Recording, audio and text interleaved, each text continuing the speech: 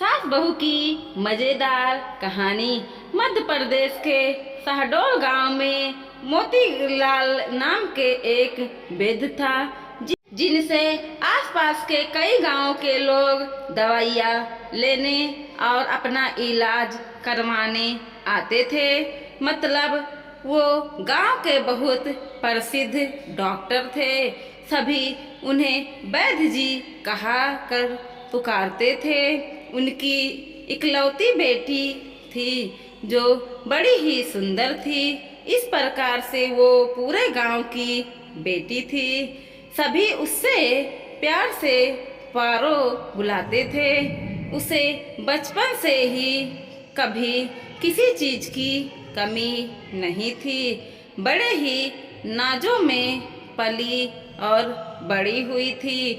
पारो जब उसका विवाह पास के गांव के तिवारी जी मतलब सरपंच के बेटे के साथ हुआ था, तब पूरे गांव को दावत दी गई थी।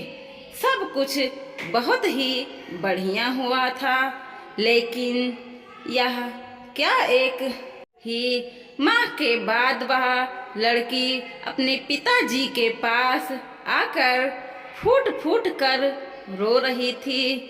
सिसकियां के कारण वो कुछ भी बोल नहीं पा रही थी। पिताजी के बहुत पूछने पर उसने बहुत देर बाद बोलना शुरू किया और बोला, पिताजी, मैं उस घर में फिर कभी नहीं जाऊंगी। मैं आपके पास ही रहूंगी।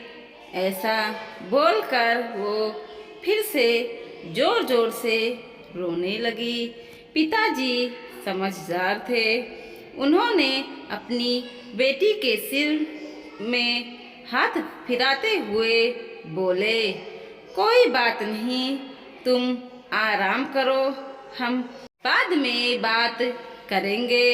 और बेटी की माँ को इशारा करते हुए कहा, इसे कुछ खाने को दे दो और संभालो। शाम को हालत को समझते हुए पिता ने पूछा, अब तो बताओ क्या हुआ? क्यों नहीं जाना चाहती हो अपने ससुराल में? बेटी ने बताया, पिताजी, मेरी वो सास नहीं, दुश्मन है मेरी। सुबह शाम तक वो केवल मेरे ही पीछे पड़ी रहती है। पूरे गांव में मेरी बदनामी कर रही है। वो हमेशा मुझे गालियां देती है और कहती है, तूने यह नहीं आता, तुझे वो नहीं आता। ना जाने तेरे माँ बाप ने क्या सिखाया है जो अनपढ़ बुढ़िया मुझे सिखाना चाहती है। और तो वो पिताजी, घर के सारे लोग उसका ही मानते हैं। पिताजी, मैं साफ कह देती हूँ, उस घर में या तो बुढ़िया रहेगी या तो मैं उसके साथ में एक पल भी नहीं रहना चाहती। पिताजी गुस्से से बोले, हमने तो तुझे अच्छे संस्कार दिए हैं, वो तुम्हारी माँ के समान हैं, उनके लिए ऐसे शब्द मत बोलो, कुछ समय दो, सब कुछ ठीक हो जाएगा। बेटी ने कहा, पिताजी, मैं एक शर्त पे वहाँ वापस जाऊंगी। पिता ने कहा, वो शर्त क्या है? पिताजी, आप तो इतने बड़े वैद्य हैं, दवाइयों और जड़ी बूटियों के विषय में सब जानते हैं। पिताजी सिर हिलाकर हामी भर रहे थे और बोले, तो आप मुझे कुछ ऐसी जहर दे दो कि जिसे खाकर मेरी सास मर जाए, क्योंकि मैं भी स्थिति से बर्दाश्त नहीं कर सकती। पिताजी मुस्कुराते हुए बोले, बेटा, ऐसे में तो तेरी ऊपर समस्या आ जाएगी, जिसके मरते ही पुलिस तुझे जेल भेज देंगे। बेटी ने भी थोड़ा सोचते हुए बोली, हाँ, यह तो मैं सोची ही नहीं। पिताजी ने कहा था, ठीक है, मैं तुझे एक ऐसी दवा दूंगी जिसे उसे रोज एक पुड़िया खाने में मिलाकर दे देना। लगभग 2 सेब में कोई भी इसे न थोड़ा कर मर सकती है। इस पर कोई तुझे पर संदेह भी नहीं करेगा और तेरा काम भी हो जाएगा। बेटी के तो जैसे आँख में चमक आ गई थी और कहने लगी, पापा आप कितने अच्छे हो और मुझे क्या करना होगा।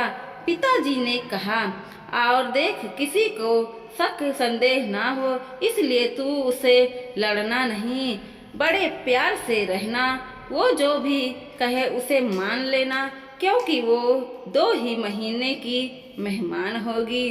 बेटी ने सारी बात खुशी खुशी मान ली और अपने पिताजी से 2 महीने के हिसाब से 60 नींबू जहर की पुड़िया लेकर अपने ससुराल आई। प्लानिंग के हिसाब से रोज सासू माँ के खाने में एक पुड़िया मिलाकर देना शुरू किया और बड़े प्यार से घर में रहने लगी। अब सासू यदि गाली देती तो बहू पर कोई असर होता ही नहीं, बहुत प्यार से जवाब देती। लगातार 1 माह तक बहू के अच्छे व्यवहार के कारण सास का भी मन बदलने लगा। अब वह अपने बहू को गाली बकना बंद कर दी और उसे बिना बात के चिल्लाना भी कम कर दी। बहू को भी लगने लगा, अब तो कुछ ही दिन में मेहमान है मेरी सासू माँ, इसलिए उनकी और सेवा कर देते हैं। इसलिए वह रात को सासू के पैर भी दबाने लगी और सिर पर तेल भी मल देती थी।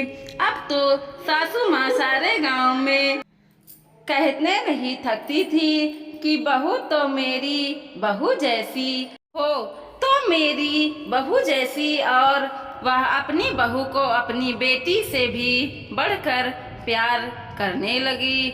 उसे घर का सारा अधिकार और जेवर और सब कुछ सौंपने लगी।